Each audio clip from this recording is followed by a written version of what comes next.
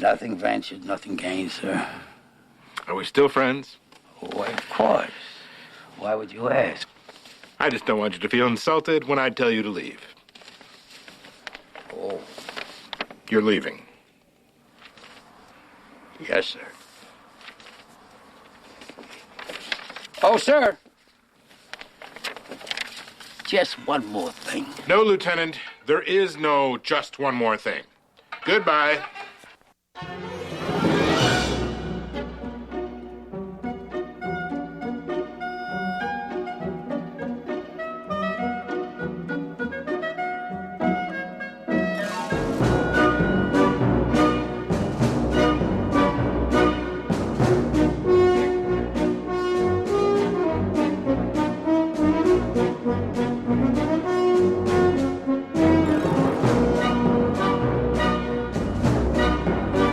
Hello, Columbo fans. This is Steve. And this is Sean, and welcome to episode 4 of the Columbo Confab podcast, in which we talk about the much maligned... No, maybe for our April Fool's episode we'll talk about Doctor Who. No, we're gonna talk about the much maligned 1995 episode Strange Bedfellows, starring George Wendt and Rod Steiger. Okay? Now, before we talk about the story itself, I want to point out that this episode is hated by many fans. And really? Yeah, there is another Columbo podcast called Just One More Thing, and they talk about it all the time, and they are actually saving it to be on their last episode because they hate it so much. So I started watching this thinking, you know, whatever. And I'm not going to say that this is the best episode ever, but I will say that it's not as bad as that. But I want to ask you this question. When I said, okay, this is starring George Wendt as the murderer, what do you think, without having seen the episode, what is your thoughts on having George Wendt play a Columbo murderer? Well, I'll be honest. I don't know the actor's name, but when I saw the actor on TV, I thought out loud, Norm from Cheers. Mm-hmm. But yeah, George Wendt also plays Norm on the famous '80s sitcom Cheers. But he doesn't really come across as the type of suave, sophisticated type of Columbo killer, you know, not unlike the guy in our last episode, that Irish guy. So and I found it odd because I can kind of see where I didn't understand or didn't know that people kind of consider this the worst. I can see that, quite honestly. The way the episode opens up is oh God, Graham McVeigh, who's Norm, as I like to call him. So he walks into a pawn shop in a trench coat, sunglasses, and hat. Okay, I wrote that. All in black, so he doesn't look it's all suspicious. Black. Yeah, not at all. Not suspicious at all. I'm surprised the guy, didn't get shot by the owner. Maybe the owner did say he was expecting him because they had a phone call, but that was highly unusual. I don't think if I walked in, Sean, in the same outfit into a pawn shop here, I'm sure guns would be pulled on me. Oh yeah, not a wise idea. And also, there are dozens of murders on Columbo where people are shot. Not a single one of them show the murderer actually buying the gun, which makes me wonder if it was really necessary to have that scene. But, I mean, it does turn out that the gun is what gives him away, or actually the other gun. But, yes. Well, and Graham makes a lot of mistakes in this episode. I think more than I've seen a few episodes compared to you. I would say a minority compared to you. Mm-hmm. But it seems like Graham has made a lot of mistakes at the very beginning. Mm-hmm. He's already screwing up. Really stupid mistakes that somebody in his position should know better. Yeah. So this seems to be a storyline I've seen before. I'm going to preface this. Graham wants to shoot his younger brother, or wants to kill his younger brother, Teddy, who has gotten to a gambling problem. So is the older brother wanting to kill the younger brother like a common theme in Columbo? Only in one other episode, and it's so funny because I thought the exact same thing. and the method of escape is identical, too. Yep. Okay, it may very well be the same props that were used. And so the episode I'm referring to is Any Old Port in a Storm. I watched that about a week ago on my own, outside of homework for this podcast. Really good episode, by the way. Really good episode. I have my issues with it, but... Really? I really enjoyed it. It's funny because you have a family of Italians. In this one, you have... It's Graham is not Italian, but you do have your Italian family inside of this episode. Yep. So yeah, you definitely see that. And Teddy, the one who is going to be killed, looks like some douche that Elaine would have dated from Seinfeld. Doesn't he look? I mean, really, I think I would have killed him myself. I think he's just such a wastrel. And it was a very good motive. I mean, he was basically draining the profits from this racehorse farm with his problems, his gambling problems. Just like any old port in a storm. Yeah. Well, no, that guy wanted to take it away from him. But he was spending money loosely, and so he needed more money, which that's why he wanted to sell. Whatever. We're not. We're not. But so what about Tiffany? Tiffany, oh my God! So his girlfriend Tiffany, who has the most annoying English accent I have ever heard. She sounds... It's like, oh... I can't remember exactly what she says. She says everything except... It's just very Cockney. She's like, oh yeah, she's everything but Cheerio. Why did they... And she doesn't make an appearance later on. But I don't know That's why... That's the weird thing. There's a lot of characters in here that are set up at the very beginning of this episode that never make a reappearance. Yeah! There's... Like Tiffany, for example. She's the prime. But... what's up with that? They even talk about her. I don't know. Because Graham even says, tells Columbo, Tiffany knows more about it. Here's her phone number. Columbo takes the number. You think there's going to be a scene where he talks to her. I'm sure that scene was filmed, but it was just cut from the final product. And there's and also I think the guy's his lawyer. The guy that he's always hanging out with at the racetrack, because there's a couple. Oh, that was his lawyer. I think. I don't know, because he was maybe it was a financer. I don't know. But we also have I don't remember. Is that the guy from Star Trek: The Next Generation, the transport guy? Oh God, what? You ever watch Star Trek: The Next Generation? Yes. Okay, Officer O'Brien. The transport officer O'Brien. He's in this? Doesn't he play the guy the little Irish guy or whatever that's breeding the horse for him? No, the horse? He would be a young man at this point. I don't think so. Kind of look. I can see where you're going. I don't think that's him. This was in '95. I think that the age would have been right. No, I gotta look it up. I should have looked it up, but I didn't look it up. So this is written by a guy named Peter S. Fisher. He uses a pseudonym for this, but this was his 9th and final Columbo episode. And for 2 of them, he changed his name as if he did not want to be associated with it. There's this one, and there's another one called Old Fashioned Murder. And I think that's intriguing. Did he not like this at all? I don't know. But Peter S. Fisher actually... before this, wrote many, many scripts for Murder, She Wrote, which was, of course, after Levinson and Link, who created Columbo. After Columbo ended, they went on to make Murder, She Wrote. And Peter S. Fisher went with them and ended up writing a lot of those. Now, there's one thing, and maybe you can explain this, because I was confused. There's this horse. His name is... like something, Fiddler, Fiddler's Bow or something like that. Yeah. So they've been, training this horse, and he's supposed to win this race coming up.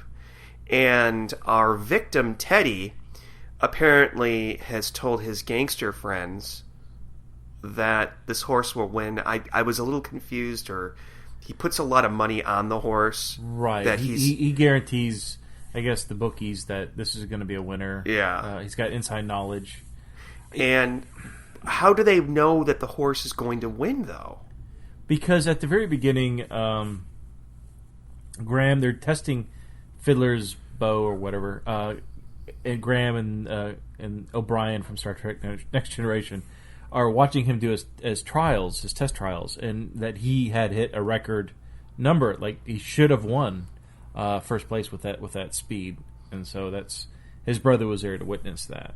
And so I don't know if that was for his benefit or what, but of course, our murderer, whose name is escaped, is it Ted? No, Ted's the dead guy. The murderer's name is Graham. Mm-hmm. You know what? Maybe if you put their names together, they're Teddy Grahams. Anyway, he drugs the horse, and the horse doesn't win. So, what do you think he drugs him with? I don't. It's ketamine. Ketamine.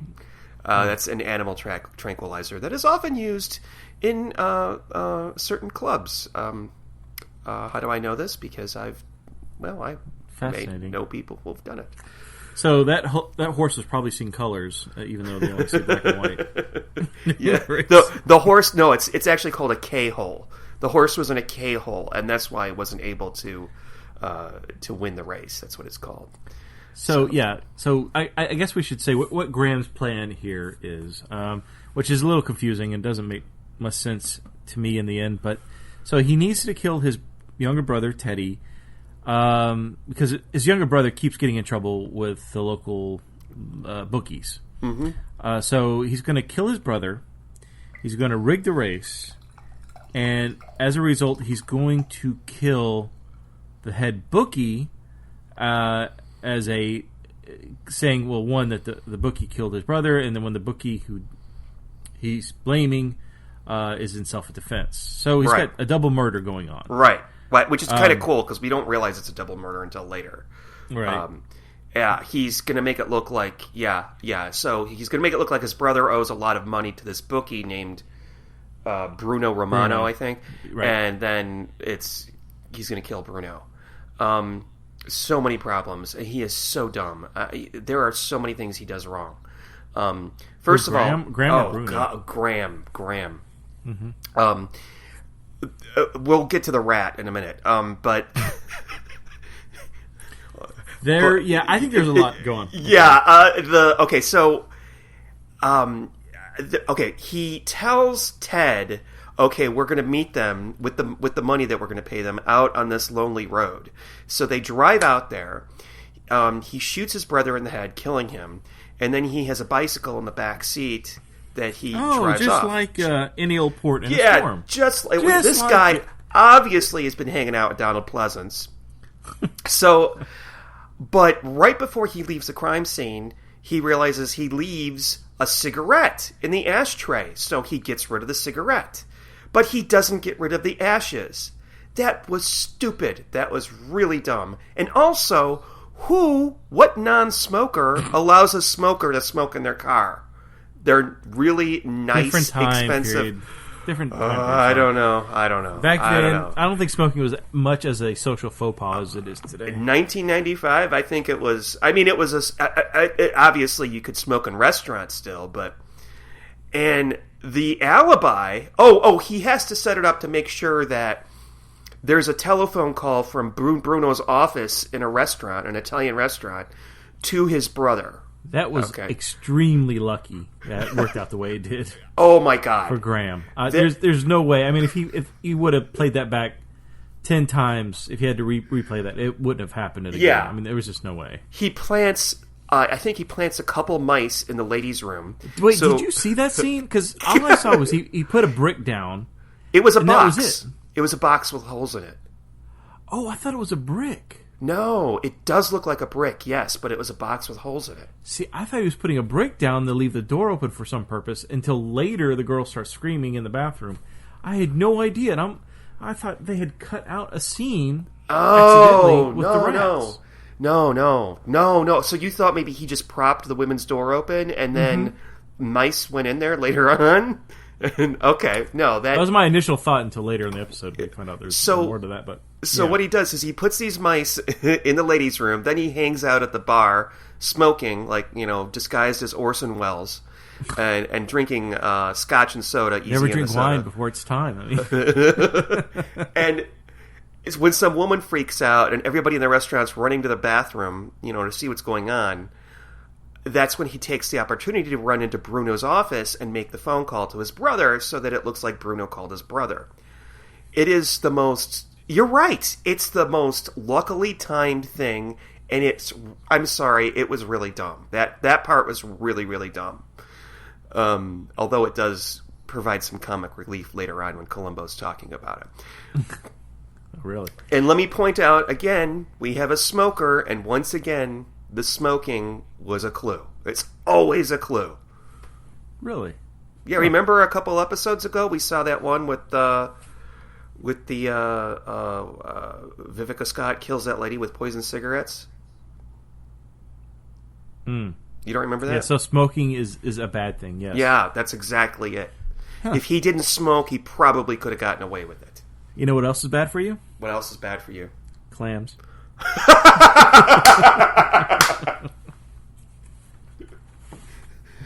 I personally love clams. I hope I never develop an allergy towards those things. Wait, are we talking about the animals in the shell that come from the ocean? Or... What are you talking about? You're obviously talking about something probably sexual. Honestly, no. So wrong. So yeah, that's the first time we meet Columbo. He's not, or in this episode. He doesn't feel well, and he's drinking Pepto-Bismol from the bottle. And he is old in this. By the way, I want to say I really haven't been watching the later episodes, so he's really gone gray, and he's not as on top of his game, I would say. As really, you don't think so? I don't know. Definitely not. So I was watching a couple of season 2 episodes for this, so drastically different. So those were filmed in 1972. I mean, obviously, a lot of time has passed. That's nothing against the actor. I'm just saying, wow, he got old. Well, obviously he got old, but I don't think that he played the character any different. I think he's still playing the character perfectly well. In fact, this episode is he's quite good in it. His performance is great. He gets better. It gets better during the duration of the episode, but at the very beginning, I don't know. It was like he's brushing off some cobwebs to get into character for me. You think so? Oh yeah. Huh. Okay, so I'm watching this, and there's a scene where he's in a restaurant eating chili with the other policeman. Yeah. And there's the it's not a bartender. It's the waiter, the guy that owns the restaurant. I took a picture of it, and I texted you, and I said, "Do these guys look familiar?" Okay. And when we did our first episode about Lovely But Lethal, you asked me about the detective that is at the scene of the crime, and you said that he looks like a hard-boiled type detective. Does he ever show up again? And I said, I don't know. Well, that guy, his name is John Finnegan, played the guy in the restaurant. Oh, okay. Okay. So, and also, if you remember from Lovely But Lethal, there's the maintenance guy that tells Columbo about the jars. Yep. That's Bruce Kirby, and he plays the other policeman, the detective that's sitting there eating with Columbo.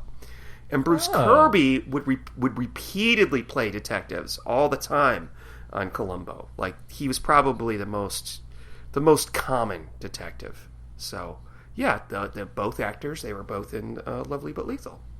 Interesting. Okay. Yeah. And Columbo was eating his favorite dish, chili. I had chili today. You did?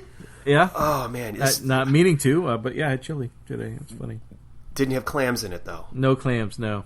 They don't make clams with chili. Well, there I found a recipe for clam chili online. Disgusting. I sent it to you. I took a picture and I sent it to you. Gross. So, Why would you eat that? Okay, here's the hardest thing I found to be believable in this whole episode. So, the waitress or the hostess, at Bruno's restaurant, I forgot what it's called. I think it's Bruno's Restaurante.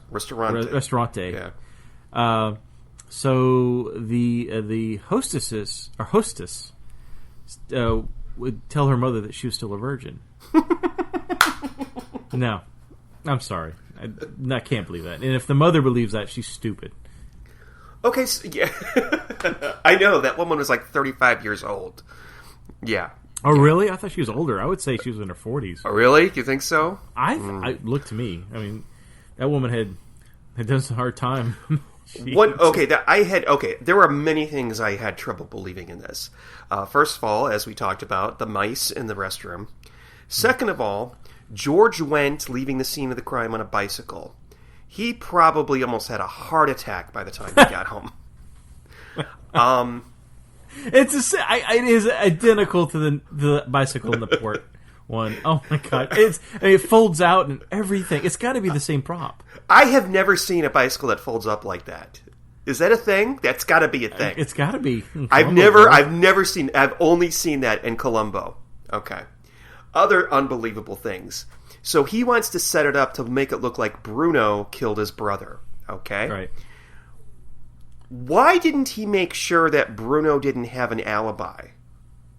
Because obviously Bruno was with the 40-year-old virgin. Right, screwing with the hostess, yeah. That wasn't very He could have done better, too. He really could have done better. Yeah, he was a relatively good-looking guy, and he's probably rich. Yeah, he's a wise guy. Totally unbelievable. Thank you for bringing that up. Totally unbelievable. And I want to know, so the woman in the bathroom who encountered the mice said they were, these huge rats. And then later there's a scene where Columbo goes to the restaurant. Oh God! Don't get me started with this. He talks to the hostess, and he talks to, I guess, the manager of the restaurant, and he's bitching about the exterminator. He's going to sue the exterminator, and there's only these little tiny mice, and he holds his fingers about 2 inches apart. We see these rats later, or these mice. They're huge. Yeah, that is a big mouse. That is not little. This guy is so under exaggerating. That was. Oh, yeah. Small. Oh, and also, I didn't know if you noticed this, but when Columbo visits the crime scene, and he gets into the passenger side car because the dead body is in the driver's seat. Well, the body is in the sort of the foreground, and Columbo's in the background looking around. Right. That's when he sees the ashtray. The body is breathing. It's really obvious that it's breathing. I didn't notice that. No, I didn't notice that. Not quite dead then. Yeah. Okay, another thing I found unbelievable and incredibly stupid.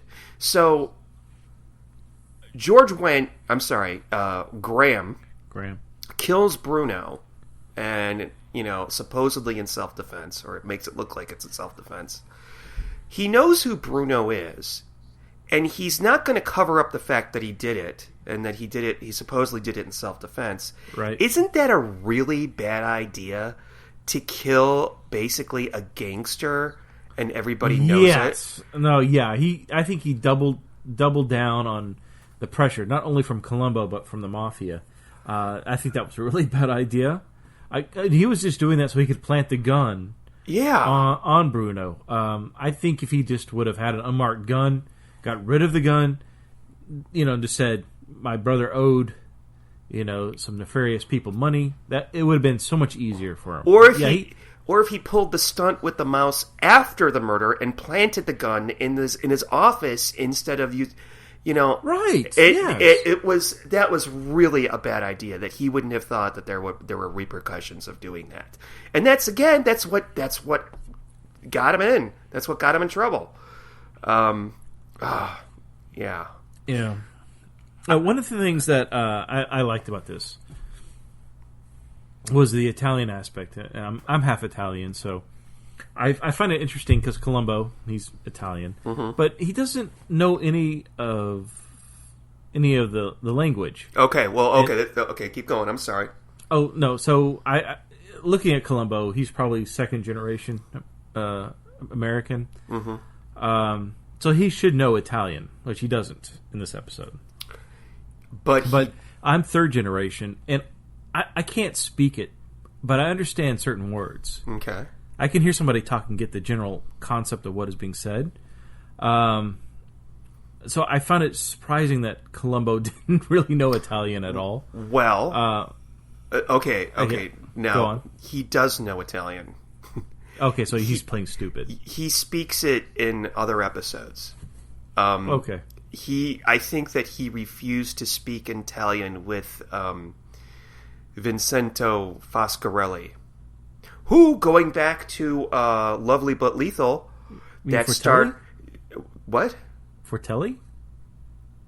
Fratelli. I'm sorry, yeah, Fratelli. Yeah.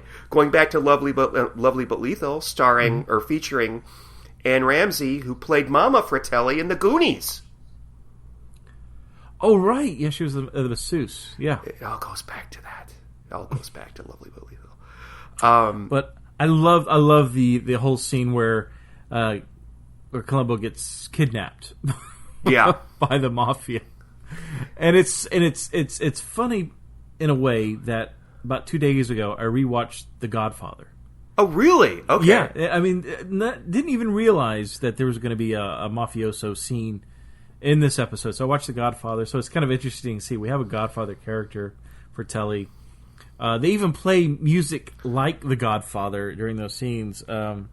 Nino Rota, I think, wrote or composed the Godfather soundtrack. Okay.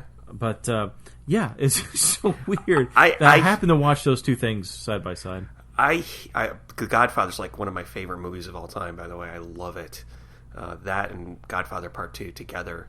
Oh, that's great. Yeah. When third they play, one, no. Stay away from the third one. It's okay. It's underrated.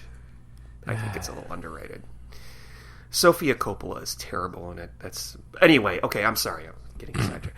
Okay, I have a huge pet peeve. You mentioned the music. I hate when in movies and TV shows there's a mafia gangster-like character and they play Godfather-like music to accentuate the fact that this guy is a gangster. Right. They did not need to do that at all. That is just so ridiculous. But I really enjoyed the scenes between the two of them. Vincente Fratelli and Columbo. Yeah, no, those were great, and I thought it was an interesting aspect where Columbo is not only competing with trying to figure out who the murderer is, but he's also competing with the mafia, saying, "If you don't figure this out, we're going to take care of business our way." And I like that. I like that. I'm kind of surprised. It comes up later towards the end. Where they try to fake out Graham. But, yeah, no, it was really good stuff. Yeah, I don't know. I can't see why he would tell Columbo that he would basically kill him, however. That's basically like a confession, isn't it? Are you talking about the end? No. When he first meets Columbo. And they're eating is he going to kill Graham? Yeah. Yeah, that's weird.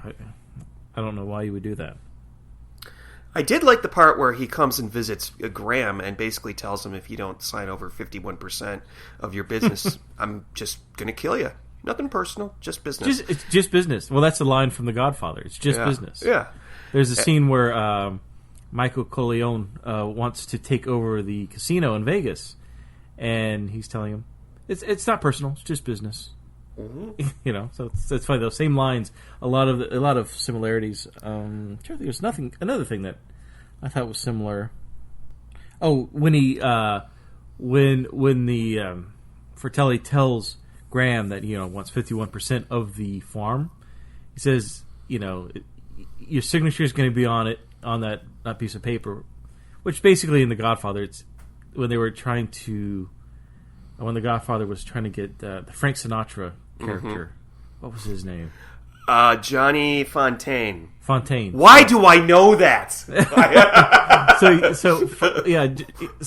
the band leader of Johnny Fontaine, the Godfather, said either your signature is going to be on this document or your brains are. Mm-hmm. So it's kind of the same. Almost, they didn't say that, but got real close to being. Your signature is going to be. I on this thought of the exact same scene from The Godfather. Yeah, I totally agree. And how does Graham handle the whole thing? He yells at him and calls him a bastard and all that, and runs off. Not smart. I don't think that's. Yeah, I don't think that's a good idea at all.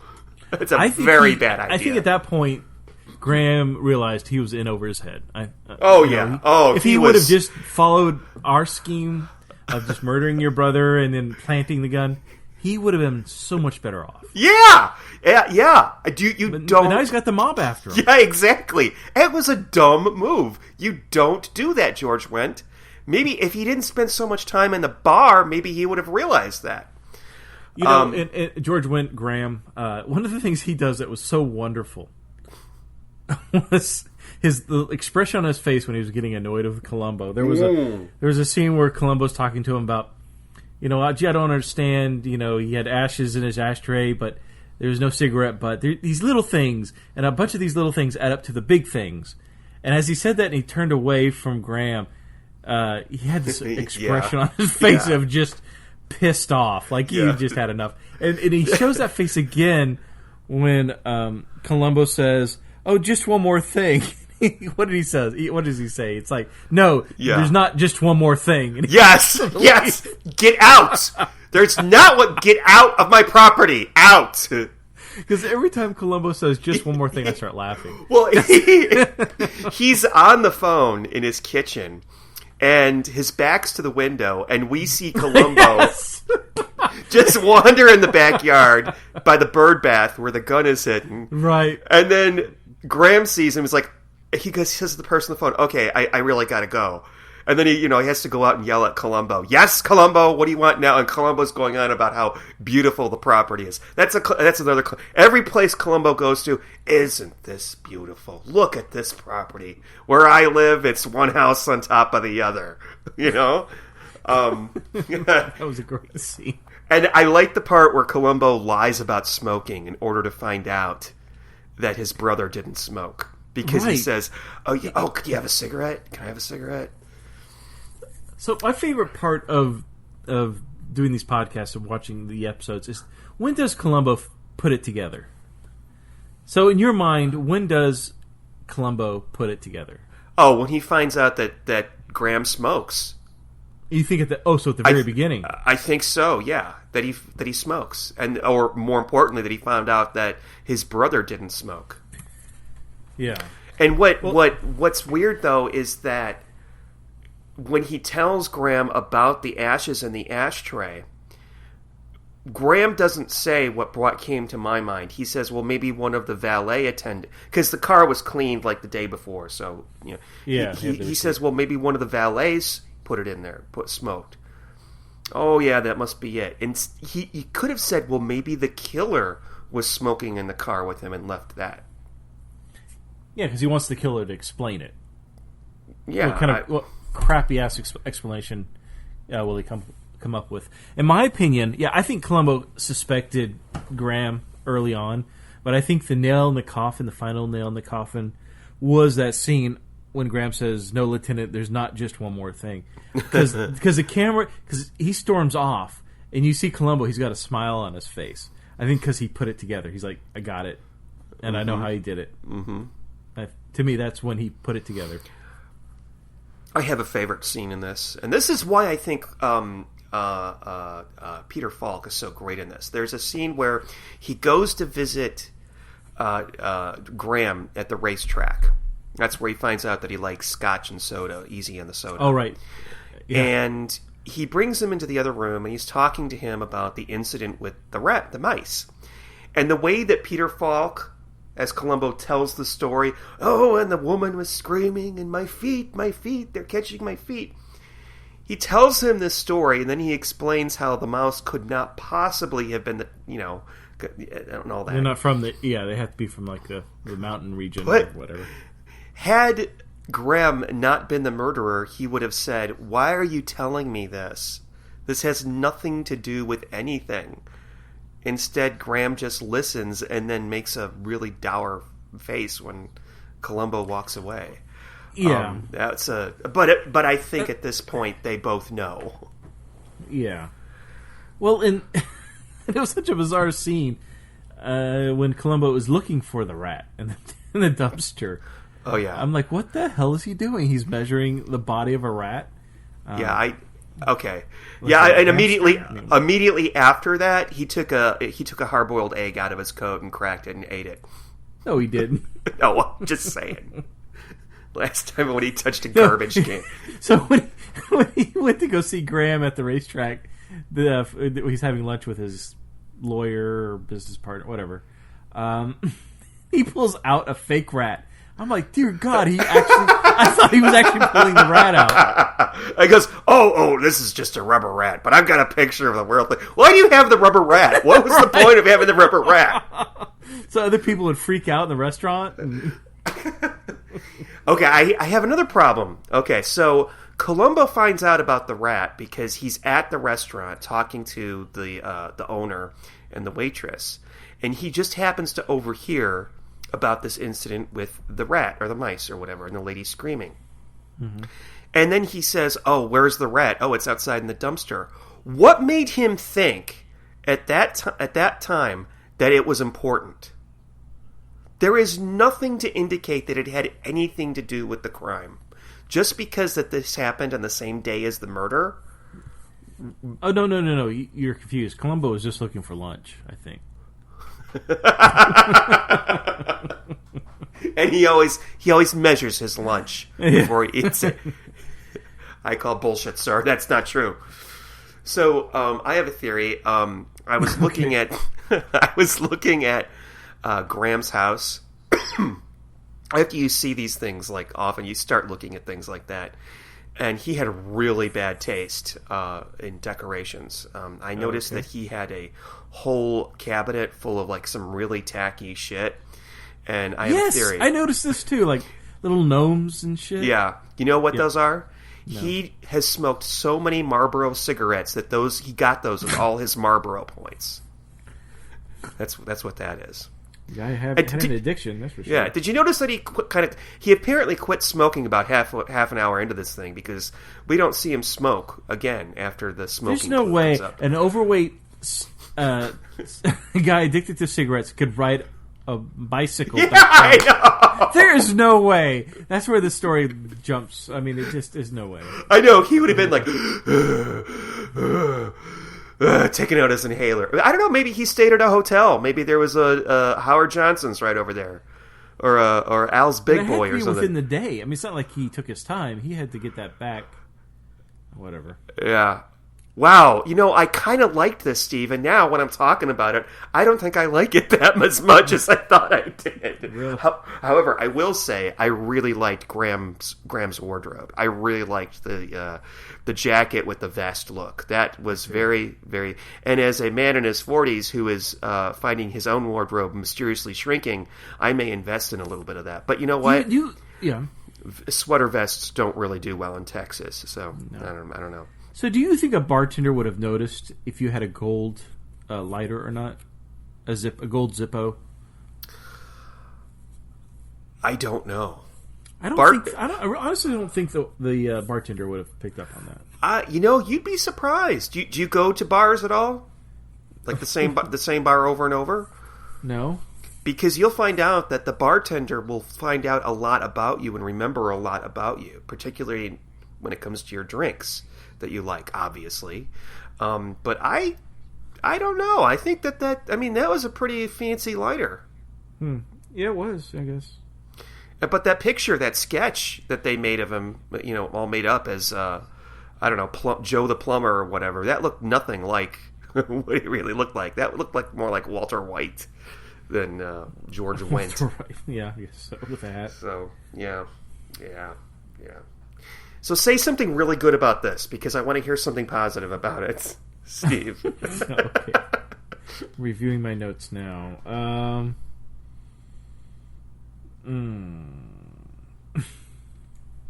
Oh, I've got one. What?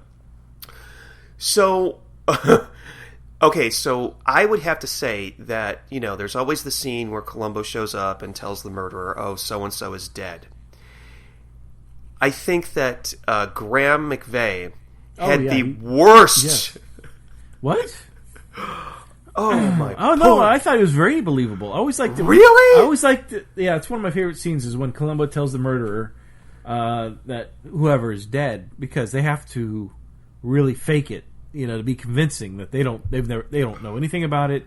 This is the first time they're aware of the situation, and so I thought Graham did a really good job faking out. Really? I thought it was terrible. He was banging on it. He was hitting a tree. Oh, it was just so... And yet, when he shoots a guy and he calls 911, he's like, yes, I need the police. I just shot a man. That's...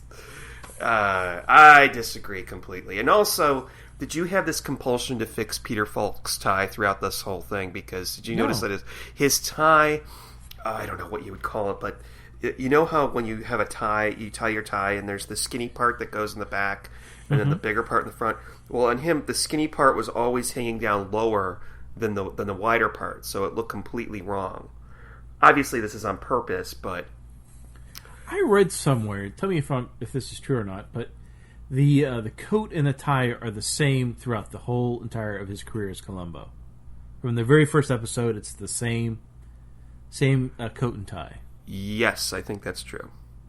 That's interesting. And when the show ended in the 70s, he took the coat home with him, and he kept it in his closet, and he took it out again when they remade it. And I don't know where the coat is now, but it'd be interesting to know that. So yeah, when Columbo, I think, has realized he knows Graham is the murderer, but he's got to get a confession, right? Mm-hmm. Now, we as the audience don't know this. And so I found the scene where they go to the restaurant. I can't think of the restaurant's name. The Bay Leaf. It's the Bay Leaf, yes. Mm-hmm. So he sets a trap for Graham. And I found this very confusing. I mean, it was clever. They basically get Graham drunk. As much scotch and soda with less soda. Yeah, this is 2 episodes in a row now where we've had alcoholic murderers. So Graham gets drunk, and he realizes he's been trapped because he's starting to recognize the faces of the people in the rest. He recognizes the bartender, the hostess. He sees Fratelli in the kitchen, and of course the two bouncers. He recognizes the big heavies for the mob. Which we found out later, actually, undercover cops, right? Did I get that right? No, I think they're really the heavies. I mean, because they chase... There's that one really dumb scene where they chase Graham off the road in their car. Yeah. I think they were actual... Let me think. They were the guys that picked Columbo up. Right. I think. Yeah. Wait. Yeah, I think they are the same guys. So I think they really are bodyguards. Okay. But he's trying to get Graham to, confess. And so there's this whole scene where it's Columbo, Graham, and Fratelli saying, your time's up, Columbo. I'm going to have off this guy. Justice hasn't been served, and I've killed plenty of cops. You wouldn't be the first. I found this all jarring, and it was almost as if at the time watching it that Columbo hadn't really figured out anything. And he's been waiting. What were your thoughts during those scenes? The first time that I saw this in 1995, I hated that scene. I thought it... okay, I have a thing. I don't like Columbo episodes that end with trickery like this. I prefer the murderer to be caught by a clue. Something that they did wrong or overlooked or something like that, like the diamond ring on the whiskey bottle from last time, or poison ivy. I don't like when he uses trickery, and this was like all planned. It turns out, of course, we find out at the end that he planned it the whole thing with Fratelli. Thus, the name of the episode, "Strange Bedfellows." I did not know that's why they named this that. Yeah. I didn't know that was the name of the episode because of this. Okay. So it means, of course, that Columbo is validating the action of Fratelli, And it also means Yes. he's risking the fact that what if Graham doesn't confess to him right then and there, because maybe Graham would rather be killed by Fratelli. Now, that means then what is Columbo going to do? Is he going to let Fratelli kill Graham? Or it really, when you think about it, it doesn't make a lot of sense. And I also don't like the idea of Columbo working with the mafia. Right. It just seems wrong to me, and it seems very un-Columbo-ish. For a cop who doesn't even like to carry a gun around with him, I guess he did what he had to do, but this is sort of all straightened up in the final scene when that Graham's been arrested and Fratelli says, "Why don't we go have a drink? It'll be on me." And Columbo says, "No, I don't want to." And he goes, "Why?" He goes, "Because I'm more of a cream soda type of guy." Yeah. Okay, so Columbo, he doesn't want to have anything to do with these people, but he'll work with them. And I think that final scene validated it. That even though Columbo was willing to work with them in this case, he really does not respect them. Does that make sense what I just said, or did it just come off? Yeah, it does. Yeah, it does. Yeah, it's like it was a kind of a one-time deal. Yeah, but I didn't like it because at the time I thought there's a part where Columbo. Well, no, I'm sorry. Graham calls Columbo and he's at home watching the movie with his wife. Yeah, I still believe Columbo's wife does not exist. But well, so. And but Columbo gets to the restaurant. He gets roughed up. Yeah, I'm like, what the hell's going on? I did not like seeing Columbo getting roughed up. I didn't really like that bothered me. either, and I knew it was fake while I'm watching it, and it still made me uncomfortable. Like, don't do that to Columbo. Yeah, I didn't like that at all. Yeah, that's terrible. Columbo doesn't get pushed around. Oh, did I tell you I watched the premiere episode of Kate McGrew's Mrs. Columbo? Oh, you did? Yes, I made it about halfway through. Where were you able to? Is that on the DVDs? It's on one of the it was one of the bonus I was watching. I guess it was like season 3. Okay, maybe on one of the discs. Yeah, they've got 2 or 3 of those on there somewhere in different places. Yeah, and it was just ugh. Yeah, but anyways, I'm sorry, Mrs. Columbo. I my mind, there is no Mrs. Columbo. Well, okay, whatever.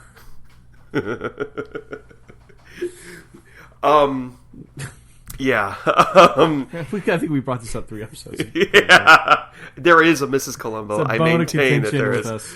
There is a Mrs. Columbo. She exists. No. There's proof. The dog is Mrs. Columbo. No, if he would name dog Mrs. Columbo, that would have made so much more sense. Oh, gosh. So we rate this guy? Yeah, I guess so. I went first last time, so you go first this time. Okay. And pick the number. Yeah, pick the number. So, I think we should rate this out of 1 out of 10 clams. I'm going to give it out of 10 clams. I'm going to give it 4 clams and 1 half shell. Ooh. So you did not like this very much. I did not. This was, from what I've seen so far, this is the worst Columbo episode I've seen.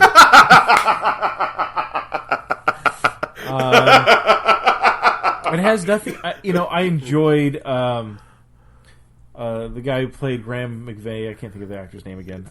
George Wendt. Yeah, I really enjoyed him. I thought it was fun to see a familiar face. I love when famous people play the villains that I recognize. Mm-hmm. So I was glad to see him. I don't think he was very smart. He made a lot of mistakes. Maybe I'm becoming better at committing murders from watching Columbo, so I pick up on where the mistakes are quickly. Yeah. Well, see, that's a sign of a bad episode, when you can see the mistakes. Oh, okay. Okay, but anyway. I was shocked. I know I said this earlier in this episode, but I was shocked by how old Peter Falk was in this. And I do feel like his delivery as the character Columbo was slower. and not quite on target as what I had previously been watching, which was season 2 episodes. So big difference there in time, obviously, but it was just surprising that Peter Falk or Columbo was as elderly as he was in this. Like at the very beginning with the whole, he had eaten some bad clams, had an upset stomach. I thought I didn't realize he was being sick. I thought he was not really getting into character at first, and so that kind of threw me. Okay.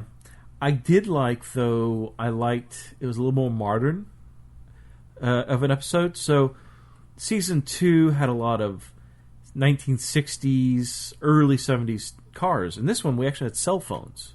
and we actually and we see vehicles that are actually still being driven today. Not as much so, but so we're seeing more modern stuff. So that's kind of fun. It is. I know exactly what you mean. That's kind of cool. Yeah. Cell phones got played a lot into this, where that helped out. I thought it was interesting. The lieutenant who was investigating the murder of Bruno. When Columbo showed up, he seemed annoyed with Columbo. And I haven't seen that yet. I hadn't seen another police officer annoyed with Columbo before. Okay. So that was interesting. Wait. Back up. When you say Bruno, you said another officer annoyed with Columbo. You're talking about... It was Bruno? another lieutenant... No, there's another... when Bruno was shot and killed, another lieutenant was assigned to that case. Oh, okay, yeah. Okay, yeah. And so when Columbo showed up, he's like, "What are you doing here, Columbo?" Like, he was not happy that Columbo was on the case. So I thought that was interesting. I hadn't seen... usually the police officers, if they don't recognize him immediately, they always... When they see his ID, they always like, "Oh, hey, Lieutenant. Sorry, I didn't recognize you." Which is ridiculous because really... he's probably the most famous officer on the force. He's put away all these famous people for murder. And he's still a lieutenant?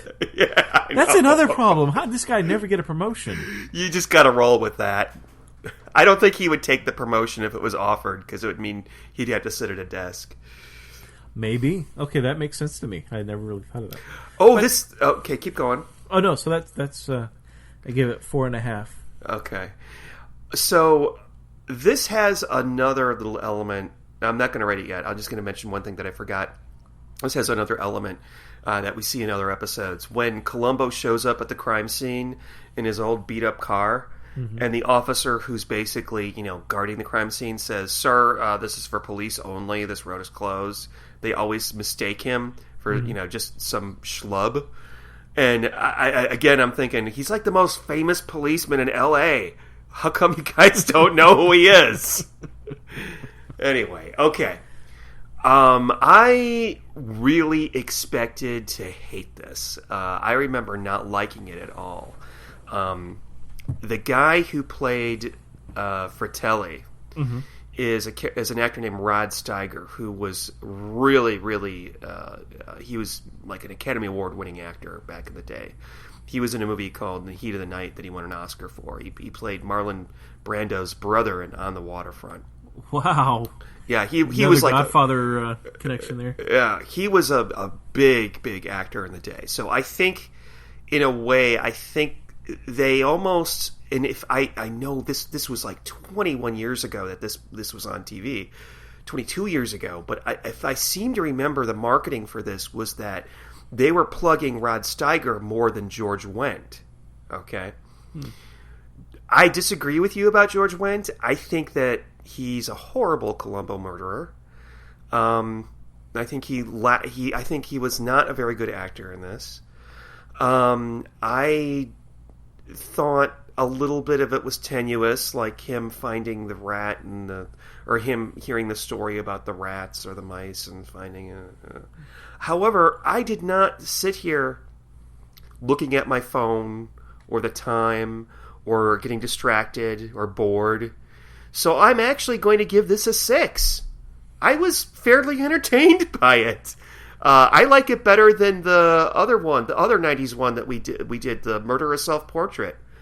Wow, yeah, I'm thinking in my mind comparing those two. I think the Self-Portrait one, that was a better And that's fine.